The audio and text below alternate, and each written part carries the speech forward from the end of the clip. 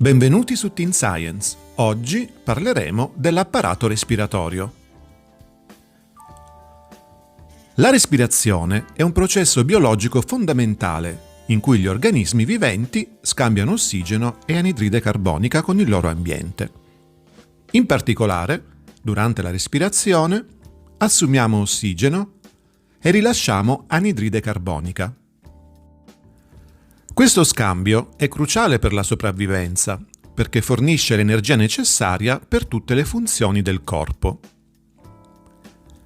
Ma anzitutto, perché abbiamo bisogno proprio dell'ossigeno? Ogni cellula del corpo richiede energia per vivere. Questa energia viene prodotta attraverso un processo chiamato respirazione cellulare, che avviene nei mitocondri delle cellule. Durante questo processo, il glucosio, che è un tipo di zucchero, reagisce proprio con l'ossigeno per produrre energia, oltre ad acqua e anidride carbonica. Questa reazione chimica è fondamentale per mantenere attive le cellule. La respirazione polmonare, ovvero il processo di respirare aria e scambiare gas nei polmoni, è resa possibile dall'apparato respiratorio. Questo sistema è costituito dai polmoni e da una serie di vie aeree che comprendono le cavità nasali, la faringe, la laringe, la trachea e i bronchi. L'inspirazione inizia quando l'aria viene inalata attraverso il naso o la bocca. Nel naso l'aria viene filtrata, riscaldata e umidificata. I peli nelle cavità nasali, dette vibrisse, intrappolano particelle e agenti patogeni. Poi l'aria passa attraverso la faringe. Dopo la faringe, che serve sia per la respirazione sia per la digestione, l'aria passa attraverso la laringe, dove si trovano le corde vocali. Un piccolo lembo di cartilagine, l'epiglottide, impedisce al cibo di entrare nelle vie respiratorie durante la deglutizione. La trachea, poi, conduce l'aria verso i polmoni. La trachea è un tubo flessibile e resistente, rinforzato da anelli cartilaginei, rivestito internamente da ciglia che contribuiscono a filtrare ulteriormente l'aria. L'aria raggiunge i polmoni attraverso due grossi tubi chiamati bronchi, che si diramano dalla trachea. I bronchi si dividono in bronchioli più piccoli all'interno dei polmoni, conducendo l'aria nelle parti più profonde del sistema respiratorio.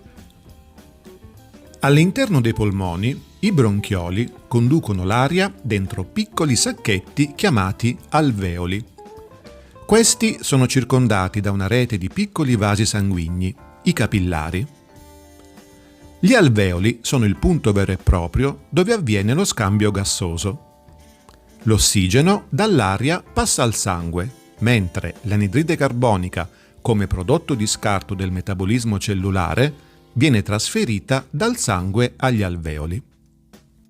Dopo lo scambio gassoso, l'aria, ora ricca di anidride carbonica, viene espulsa dal corpo attraverso un processo inverso all'inspirazione. Questa fase si chiama espirazione e completa il ciclo della respirazione polmonare.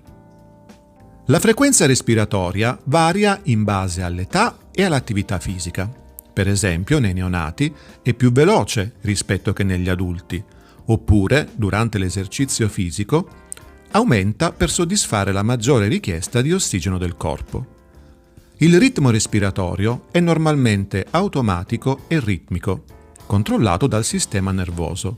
Tuttavia, può essere anche modificato volontariamente.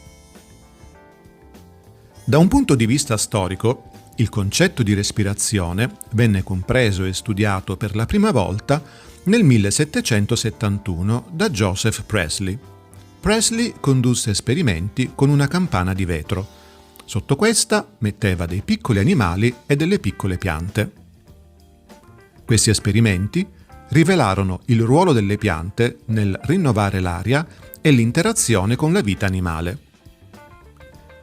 Scoprì che le piante possono trasformare l'anidride carbonica in ossigeno, un processo che oggi conosciamo come fotosintesi e che è essenziale per il mantenimento della vita sulla Terra. E così, per la prima volta, si cominciò anche a capire come gli animali abbiano bisogno di ossigeno. Come è apparso chiaro finora, il sistema respiratorio è una meravigliosa macchina della natura, di grande complessità ma anche di grande fragilità. Per questo bisogna averne grande cura. L'aria, soprattutto nelle aree urbane, può essere inquinata da sostanze come il monossido di carbonio, l'ossido di azoto e le particelle sottili. Questi inquinanti possono avere effetti dannosi sulla salute respiratoria, portando a gravi malattie, sia nel breve che nel lungo termine. Ancora peggio è il fumo di tabacco, che contiene numerose sostanze tossiche che possono danneggiare gravemente il sistema respiratorio e aumentare il rischio di malattie cardiovascolari e respiratorie. Quindi abbiate cura dei vostri polmoni e loro avranno cura di voi. Bene, per oggi è tutto. Spero questo video vi sia piaciuto. Se lo avete trovato utile e interessante, lasciate un mi piace. Magari iscrivetevi al canale, che è pieno di tanti video interessanti a tema scientifico, e magari attivate la campanella per non perdervi i nuovi video che escono in continuazione. Ciao e a presto!